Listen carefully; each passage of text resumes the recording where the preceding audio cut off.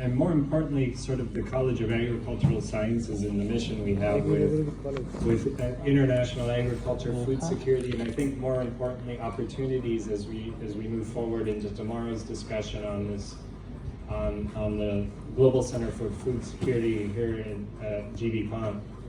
As you can see, I am in the Department of Plant Pathology and Environmental Microbiology, and one thing I emphasize with students when I travel internationally is you can't look at traditional lines anymore with our department structure. You have to dig a little bit on that as we've all been reshaped and remodeled.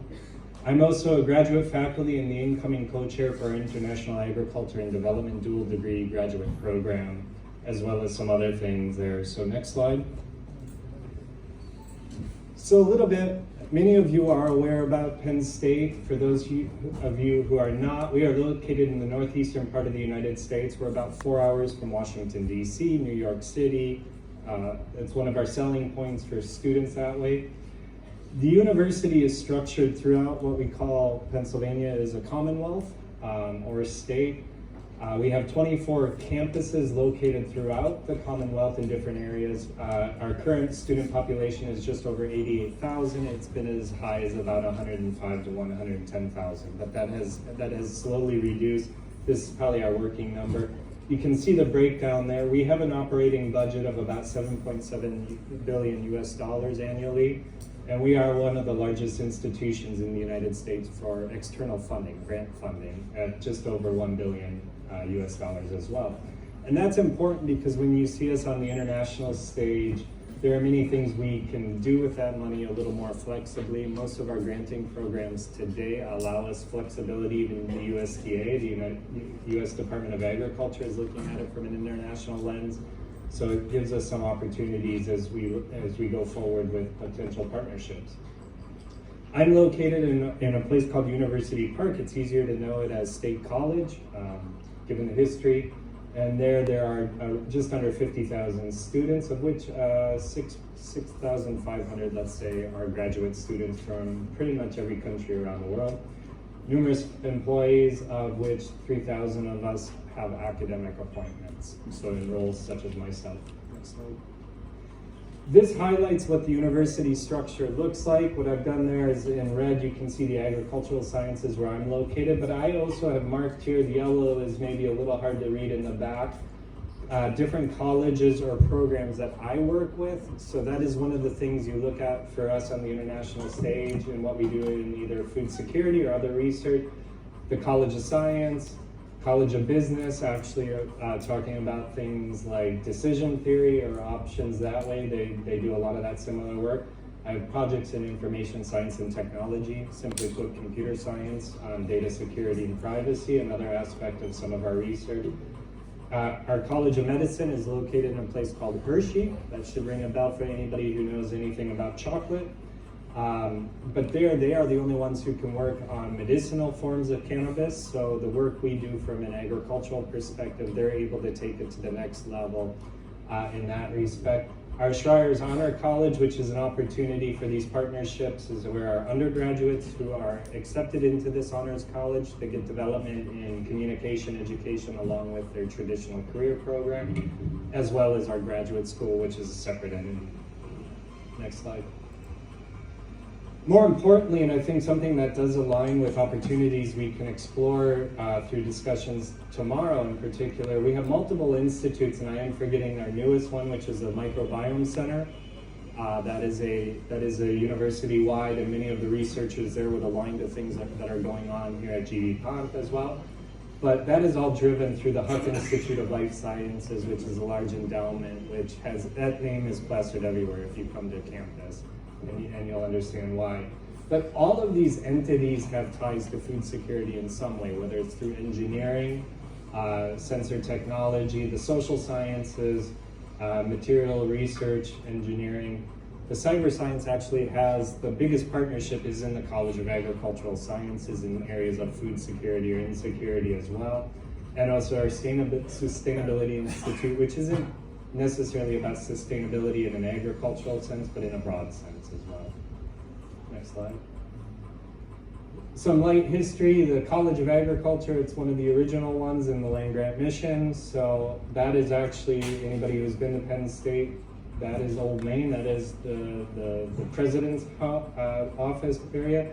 What you're seeing there is around 1855, and the harvest of maize going on right outside that our office. So we are centrally located.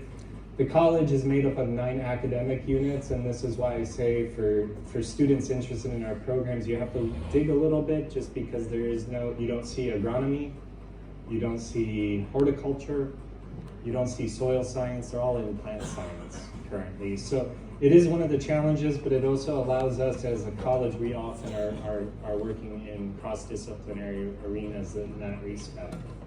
Next slide. Our undergraduate programs, which is an opportunity also when we're looking at food security and options here, we have around 3,000 students working in areas of 17 bachelor level degrees with 22 minors. So not every program has a degree. There isn't a plant pathology bachelor degree, let's say. And maybe more importantly, as we look to build these partnerships, we have approximately 150 study abroad opportunities that the students can take advantage of. I'm actually working with a colleague to develop another one. I worked for 5 years in Costa Rica. I'm still on the faculty down there as well, and because of the proximity in that, it allows us some flexibility to take students to see tropical agriculture in a reasonable amount of time. But there are other opportunities in that way, and how we approach it in the classroom. Next slide. At the graduate level, and I think here is one opportunity we have with our partnership, and I'll dig a little deeper as we go forward with a few things. We currently have around 600 students at all levels, from Masters of Education to Masters and PhD. And notice here there are 18 college programs, so there are more programs than there are actual departments because of the structure that we have. And there are also 15 inter-college programs, so things like plant biology as a program, ecology fall into different arenas where the student can align where the research best fits them. More importantly, and one I'll emphasize, is we have 6 dual title programs where the students are in 2 careers at the same time. And the big one, and I think for discussions while I'm here, is our dual title degree in International Agriculture and Development. We also have a world campus, one of the largest ones in the US, that allows students to remotely obtain their degrees. This is bachelor's all the way through PhD, depending on the program. And as important, we're also a pipeline for the next generation through postdocs and other research associates. So here, this is building up a critical mass. I'm here, but it could be many of my colleagues standing in the same place, talking about what we're talking about, just because of that interaction we have as a college. One of the things I want to bring to your attention is, again, as we look at these opportunities, we have just, as a college, redefined what is the college's institute for research. It is now the Institute for Sustainable Agriculture, Food, and Environmental Sciences.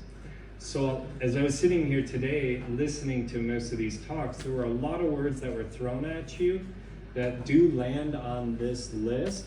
But if you were just looking at the list, you would wonder, where do certain specific topics of food security fit at times? But we have done this because of the broadening and kind of the background of our faculty and researchers to try to capture the widest array. So you will see right up top, agricultural sustainability in urbanized landscapes. We're actually doing that sort of work right now in one of our INTAG courses. We work with Catholic Relief Services in parts of Asia. We're doing a deep dive on climate change adaptation in Indonesia with them, and how does that fit into the urbanized landscape and the critical needs. Bioeconomy solutions, a lot of what we talk about would fit into that. We've heard a lot about economics today. Contaminants of emerging concern. We've already seen a question about things like glyphosate, but among other things, food choice and health, the Earth's critical zone, precision biodiversity, regenerative and climate smart landscapes, and our agriculture, if you will, along with resilient coupled human Earth system. And then, as important, we have a lot of areas that are about our engagement with our stakeholders, in science and practice globally, as well as water quality. We deal with that same sort of issue because of our location to the Chesapeake Bay. And so agriculture has a strong sense there. So what might be good or not so good from one perspective for production of grain crops or other crops in our system has to fit in